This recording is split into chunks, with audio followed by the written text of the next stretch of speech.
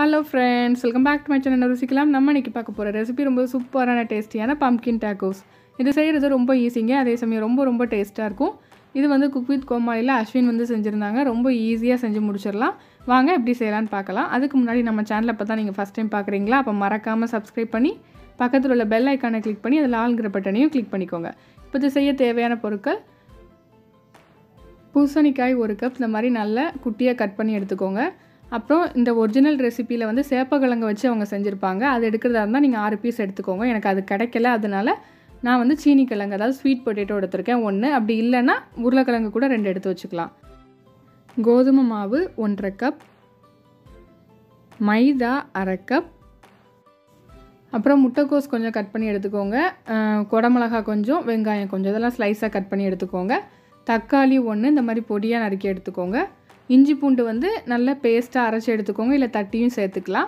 எண்ணெய் 2 table spoon, மிளகாய்த்தூள் 2 teaspoon, உப்பு தேவையான அளவு. இப்போது ஒரு குக்கரில் இந்த நம்ம எடுத்து வச்சுருக்கிற சீனி கிழங்கை வந்து இதில் சேர்த்துக்கிறேன். ஸ்வீட் பொட்டேட்டோவை சேர்த்துட்டு அது முங்குற அளவுக்கு தண்ணி சேர்த்து க்ளோஸ் பண்ணி இதை மீடியம் ஃப்ளேமில் வச்சு ஒரு 2 விசில் வச்சு எடுத்துக்கலாம். 2 விசில் வச்சிங்கன்னா கரெக்டாக இருக்கும். நீங்கள் எந்த கிழங்கு எடுக்கிறதா இருந்தாலும் இதே மாதிரி 2 விசில் வைங்க போதும். மீடியம் ஃப்ளேமில் வச்சு பண்ணுங்கள். இப்போ அதே சமயம் நம்ம பூசணிக்காய் வந்து நம்ம வேக வச்சிடலாம். அதுக்கு ஒரு பாத்திரத்தில் கொஞ்சம் தண்ணி வச்சுட்டு மேலே இந்த மாதிரி மூடி எடுத்து வச்சு அதில் வந்து ஃபுல்லாக இந்த நம்ம எடுத்து வச்சுருக்க பூசணிக்காய் எல்லாத்தையும் வச்சு க்ளோஸ் பண்ணி இதையும் மீடியம் ஃப்ளேமில் ஒரு 5 நிமிஷம் குக் பண்ணி எடுத்துக்கோங்க போதும். ஒரு 5 நிமிஷம் கழித்து பார்த்தீங்கன்னா பாருங்கள் கலரே எவ்வளோ சூப்பராக இருக்குது அப்படின்ட்டு நல்லா வெந்து வந்துருச்சு. ப்ரெஸ் பண்ணிங்கன்னா நல்லா உங்களுக்கு வந்து அது அமுங்கும். அந்த அளவுக்கு நல்லா குக் பண்ணி எடுத்துக்கோங்க. இப்போ கிழங்கும் நமக்கு நல்லா வெந்து வந்துருச்சு. நேச்சுரலாக ஏர் ரிலீஸ் ஆனதுக்கப்புறம் ஓப்பன் பண்ணுங்கள்.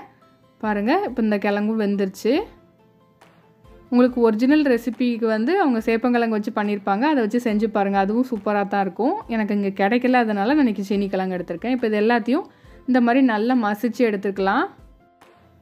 இப்போ இதில் ஒரு 1/2 கப் அளவு மைதா சேர்த்துக்கலாம். அப்புறம் இன்னொரு 1/2 கப் அளவு கோதுமை மாவு சேர்த்துக்கலாம். கொஞ்சோண்டு மிளகாத்தூள், கொஞ்சோண்டு ஜீரகத்தூள், கொஞ்சமாக உப்பு, இது எல்லாத்தையும் சேர்த்துட்டு இப்போ இதை நல்லா கலந்துக்கலாம். இதுக்கு வந்து நம்ம தண்ணி எதுவுமே சேர்க்க வேண்டாம். அந்த கிழங்குல உள்ள அந்த பிசுபிசுப்பு தன்மையே போதும். நமக்கு மாவு மாதிரி நல்லா பிசைஞ்சு எடுக்கிறதுக்கு உங்களுக்கு ரொம்ப ஈஸியாக இருக்கும். இப்போ பார்த்தீங்கன்னா உங்களுக்கு பிசைய கொஞ்சம் அந்த பிசுபிசுப்பு தன்மை இருக்கும். அதனால் கொஞ்சமாக கோதுமை மாவு சேர்த்து நல்லா பிசைஞ்சுக்கோங்க. எனக்கு வந்து மொத்தத்தில் ஒரு 1/2 கப் அளவு கோதுமை மாவு வந்து தேவைப்பட்டுச்சு. 1/2 கப் கோதுமை மாவு, 1/2 கப் மைதா மாவு, இவ்வளோ தான் கரெக்டாக இருந்துச்சு. இப்போ இது எல்லாத்தையுமே நல்லா பிசைஞ்சு எடுத்துக்கலாம்.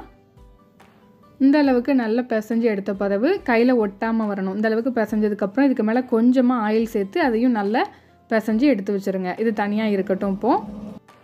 இப்போ நம்ம எடுத்து வச்சுருக்க பூசணிக்காவை எடுத்து அதையும் நல்லா மசிச்சுக்கோங்க. பாருங்கள் எவ்வளோ நல்லா சாஃப்டாக வெந்திருக்கு அப்படின்னு. ஒரு 5 நிமிஷம் வேக வச்சாலே போதும், உங்களுக்கு நல்லா வெந்து வந்துடும். இப்போ இதை நல்லா மசிச்சுட்டு நம்ம செய்ய ஆரம்பிச்சிடலாம். இப்போ ஒரு கடாயில் கொஞ்சமாக ஆயிலும் பட்டரும் கலந்து சேர்த்துக்கோங்க. டேஸ்ட் நல்லாயிருக்கும். உங்களுக்கு பட்டர் வந்து ஆப்ஷனல் தான், தேவைன்னா சேர்த்துக்கலாம், இல்லை எண்ணெய் மட்டும் சேர்த்துக்கலாம். சேர்த்துட்டு இப்போ இதில் வந்து நல்ல பொடியாக ஸ்லைஸாக கட் பண்ணி வச்சுருக்கிற வெங்காயத்தை வந்து சேர்த்துக்கலாம். ஒரு மீடியம் சைஸ் வெங்காயம் எடுத்திங்கன்னா கரெக்டாக இருக்கும். வெங்காயம் பார்த்திங்கன்னா உங்களுக்கு ரொம்ப வேகக்கூடாது, லைட்டாக அந்த க்ரன்ச்சினஸ் இருக்கணும். அப்போ தான் அந்த டேக்கோஸ்க்கு வந்து டேஸ்ட்டாக இருக்கும் நம்ம சாப்பிடும்போது.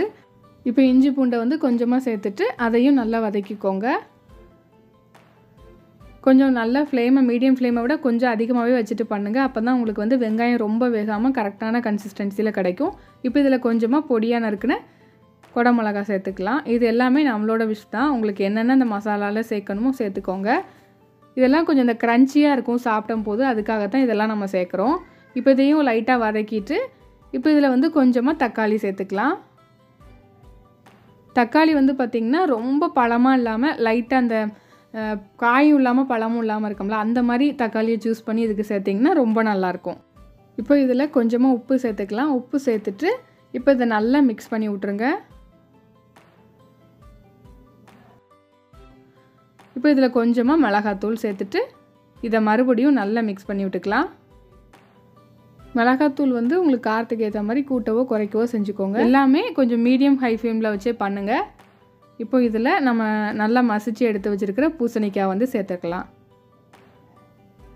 சேர்த்துட்டு இப்போ இதையும் நல்லா கலந்து விட்டுக்கோங்க. இப்போ நல்லா கலந்தாச்சு. இதை இப்போ அப்படியே க்ளோஸ் பண்ணி ஒரு 5 நிமிஷம் மீடியம் ஃப்ளேமில் வச்சு குக் பண்ணி எடுத்துக்கோங்க. பாருங்கள், இப்போ ஒரு 5 நிமிஷம் ஆயிடுச்சு. நல்லா எல்லாம் மசாலா எல்லாம் சேர்ந்து அந்த ஆயிலெலாம் தனியாக பிரிஞ்சு வர ஆரம்பிச்சிட்டு இதுதான் கரெக்டான ஸ்டேஜ். இப்போ நம்ம அடுப்பை ஆஃப் பண்ணிவிட்டு கொஞ்சமாக இதில் கொத்தமல்லி இலை தூவி நல்லா மிக்ஸ் பண்ணி நீங்கள் எடுத்து வச்சுக்கிட்டீங்க அப்படின்னா உங்களுக்கு டேக்கோஸ்க்கு செய்ய வேண்டிய மசாலா வந்து ரெடி ஆகிடும். அவ்வளோதான். பாருங்கள், இப்போ மசாலாவும் ரெடி ஆகிட்டு நம்ம இப்போ டேக்கோஸ் செய்ய ஆரம்பிச்சிடலாம். இப்போது ஒரு சப்பாத்தி கட்டையில் வந்து லைட்டாக ஆயில் அப்ளை பண்ணிக்கோங்க, எல்லா பக்கமும் படுற மாதிரி. ஏன்னா நம்ம கிழங்கு சேர்த்துருக்கனால அந்த இது வந்து பார்த்திங்கன்னா லைட்டாக அந்த பிசு தன்மை மாவில் இருக்கும். அதனால லைட்டாக ஆயில் அப்ளை பண்ணிக்கோங்க. அந்த கட்டையிலையும் அப்ளை பண்ணிவிட்டு மாவுலையும் லைட்டாக ஆயில் அப்ளை பண்ணிக்கோங்க. பண்ணிவிட்டு இதை நல்லா ஒரு சப்பாத்தி மாதிரி நல்லா உருட்டி எடுத்துக்கலாம். இந்த மாதிரி நல்லா எடுத்துக்கோங்க.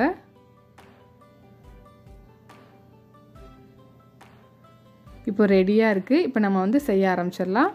இப்போ வந்து ஒரு தோசைக்கல்லை ஹீட் பண்ணிவிட்டு இந்த டேக்கோஸ் ஷீட்டை வந்து இதில் போட்டு நல்லா 2 பக்கமும் குக் பண்ணி எடுத்துக்கலாம். மேலே லைட்டாக ஆயில் அப்ளை பண்ணிக்கோங்க தேவைப்பட்டுச்சுன்னா. சீக்கிரமாக வெந்துடும், ரொம்ப டைம் எடுக்காது. மீடியம் ஃப்ளேமில் வச்சு நல்லா குக் பண்ணி எடுத்துக்கோங்க. 2 சைடும் திருப்பி போட்டு நல்லா குக் பண்ணி எடுத்துக்கோங்க. பாருங்கள், இப்போ நல்லா வெந்துருச்சு. இப்போ இதுதான் கரெக்டான ஸ்டேஜ். இப்போ இதை எடுத்துடலாம் நம்ம.